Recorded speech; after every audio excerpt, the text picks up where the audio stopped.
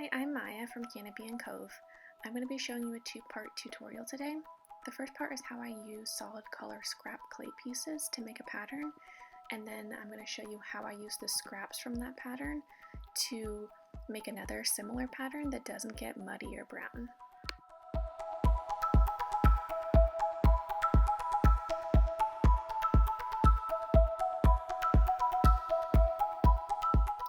Everything I do pretty much in clay is all self-taught and just learning through trial and error.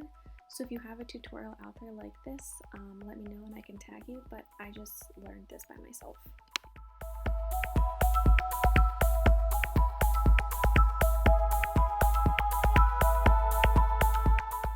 So once you have all your little torn up pieces of scrap clay, and it doesn't matter the size or if you get fingerprints on them or anything, they just need to be pulled apart.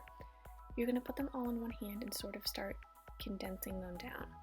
You want to make sure that you're not twisting or blending the way you might do if you have a snake that you're trying to sort of marble. You really just want to push it all together.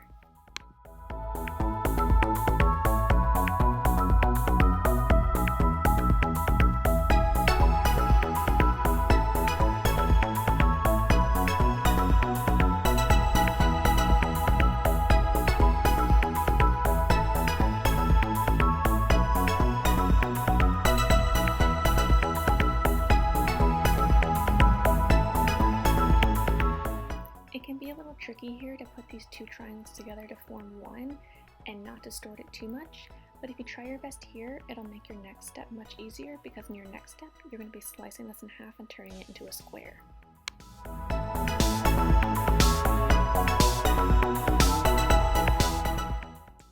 Once this gets sliced and put back together, the pattern there is actually really pretty, so if you wanted to just roll that out without continuing on, that's definitely an option, but I want my details to be a little bit smaller, so I'm going to continue on with my process. The process of turning this flatter square into more of a cube can take a few minutes and it can get kind of frustrating. You want to be careful not to push too hard with your thumbs because it can sort of bow the edges in, but you'll get the hang of it. I found that it's helpful to push the sides up against my piece of tile because that's flat and it doesn't get too distorted from the warmth of my fingers. It typically stays pretty cool.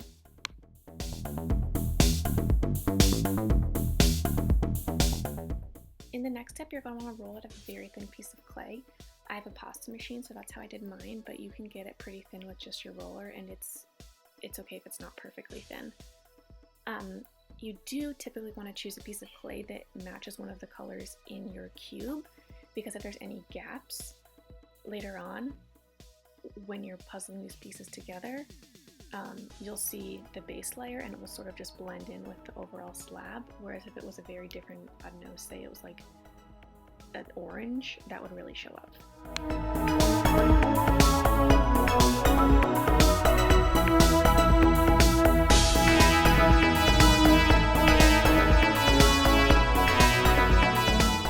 Like I just said, the reason why we have this base layer match one of the layers in our cube is that if you do have a gap, it's not the end of the world. But again, try and put your pieces together as evenly as possible because, you know, these aren't perfect squares. There's going to be some gaps and that's fine.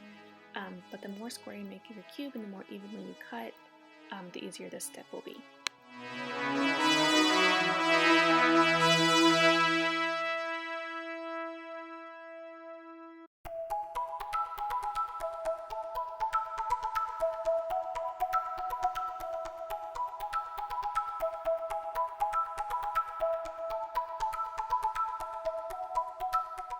I started this next section rolling all these little squares together with my roller instead of the pasta machine because I really want to squish them together before I roll it through.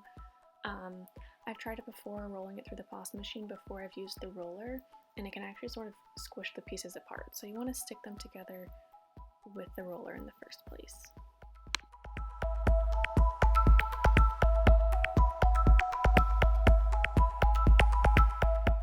You might be able to see that I'm pressing harder in some areas and less hard in others. So where it's more thick, I'm going to press down a little harder, and when it's more thin, I'm going to be lighter with my roller to try and create that even surface and get all those seams blended together.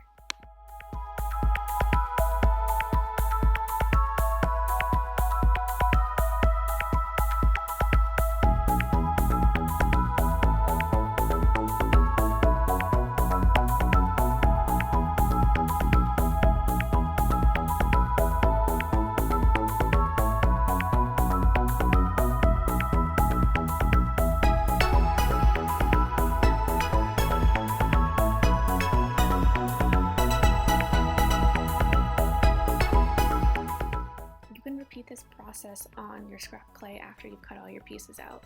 Notice that we see a lot of that turquoise from that thin layer of clay we used as our base layer at the beginning of this process.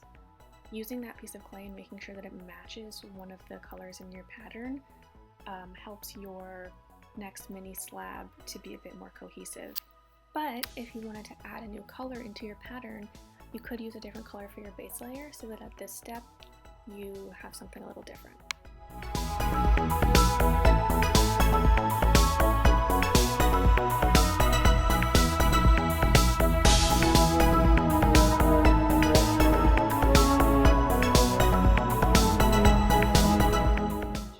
To slice down the center and stick those two triangles together and form one and continue that process.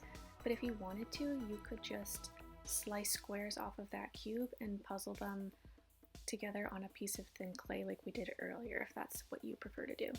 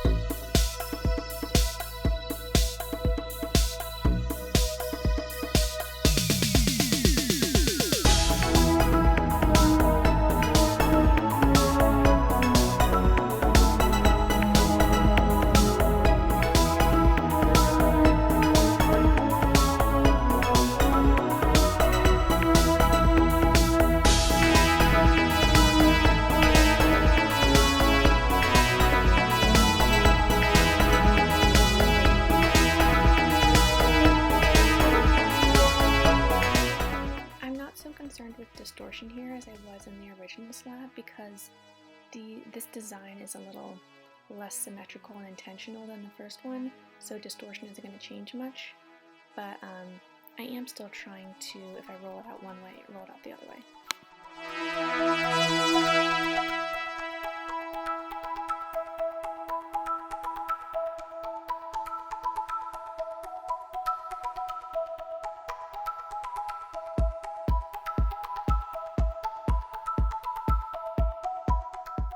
This cube is pretty small, so if you don't like working with something that's small, that's fine. I just would prefer to try and get another design out of this than rolling it all up and potentially creating a brown color.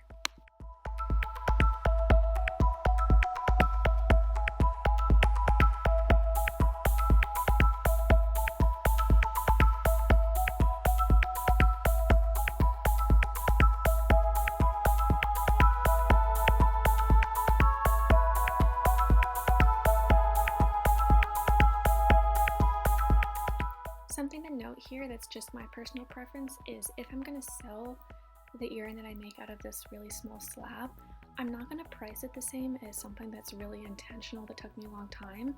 I just believe in being more fair about my prices, and since this is from scrap clay and it's still cool but it's not, what I was originally going for, I'm not going to charge somebody the same as something that I really planned.